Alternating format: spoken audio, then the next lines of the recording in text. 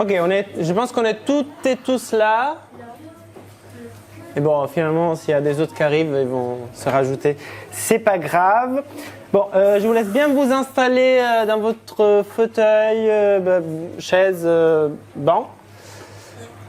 Profitez un peu là de la fin de journée. On est bien. Aujourd'hui c'était une bonne journée. Il faisait un peu chaud. Peut-être un peu chaud. Ouais. Un peu, ouais. Faisait un peu chaud. Mais on était quand même bien. Bien. Oui, on était bien. Oui, on était bien. Mais je pense que quand même on serait mieux à la maison de la plage. Non. Ah oui. La maison de la plage. Si ça vous dit, on va dire qu'on est à la maison de la plage. Ok? À 30 minutes de Rome, au bord de la mer Méditerranée, Tor Vaianica. Plein de petites maisons en briques jaunes, les unes à côté des autres, vides à 10 heures du matin parce que tout le monde est à la plage, et remplies le soir. Et nous, on est sur la terrasse. On est en fin de journée, la chaleur tombe.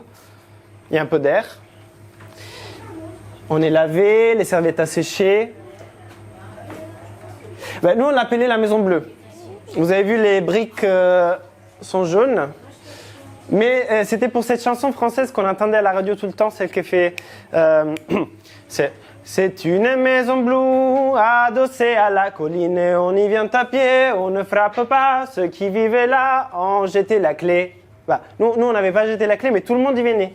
Tous, les amis, la famille, les cousins, tous. Alors, imaginez, venez. Il y a de la place. Imaginez les cris des enfants qui jouent, qui courent autour de la table. Les voisins qui rentrent de la plage ou qui préparent à manger. Les bruits des vagues au loin. Les derniers nageurs. Des joueurs de beach volley. Et nous, on est autour de la table, on discute, pendant que la nonne prépare à manger. En fait, la maison de la plage, on l'a plus. Après la mort de la nonne, on a été obligé de la vendre. Ouais. Un crève-cœur. Hein. C'est pas facile, mais on est tous passés par là. La maison des vacances vendue, ouais, on est tous passés par là. Mais ça rend ça pas plus facile, non. Bref, on est à la maison de la plage. La nonna est toujours vivante. Et elle prépare à manger, elle prépare le pesto. Valerio, Paolo, Matteo, Luca, e c'est très bien che je m'appelle Lorenzo. Accendi la radiolina che mettiamo una musichetta mentre preparo da mangiare. Elle prend une gousse d'ail. Elle enlève la camicia, la chemise. Je fais une tasse à café. J'aimerais qu'à un moment, tout le public boive dans une tasse en terre.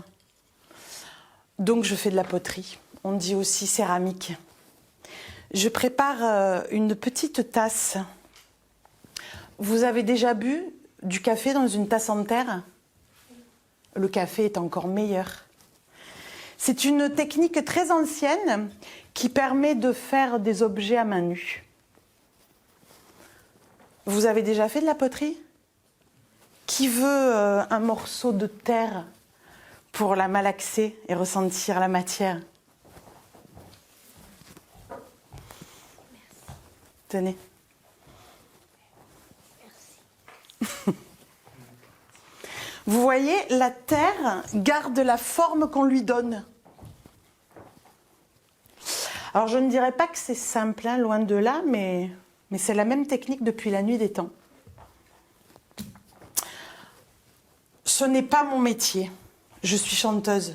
Mais la poterie, j'ai découvert par des amis il y a 20 ans. Je commençais ma carrière de chanteuse. Un peu comme dans les films, j'étais toujours sur les routes, dans des beaux théâtres rouges, accompagnée par des orchestres. À l'occasion d'une tournée, quand on m'a amenée à ma loge, c'était la loge de Maria Callas. Vous connaissez Maria Callas? C'est par elle que j'ai découvert le chant en l'entendant dans le Brindisi de la Traviata. Libiamo, libiamo negli di collici che la bellezza infiora e là fuggeva l'ora sempre voluta, godiamo degli fremiti che suscita l'amore e un fior che nasce e muore, di più si può goder. Je l'ai adorée et j'étais dans la même loge qu'elle. Le miroir l'avait reflété et il me reflétait. Alors, quand je rentrais à la maison,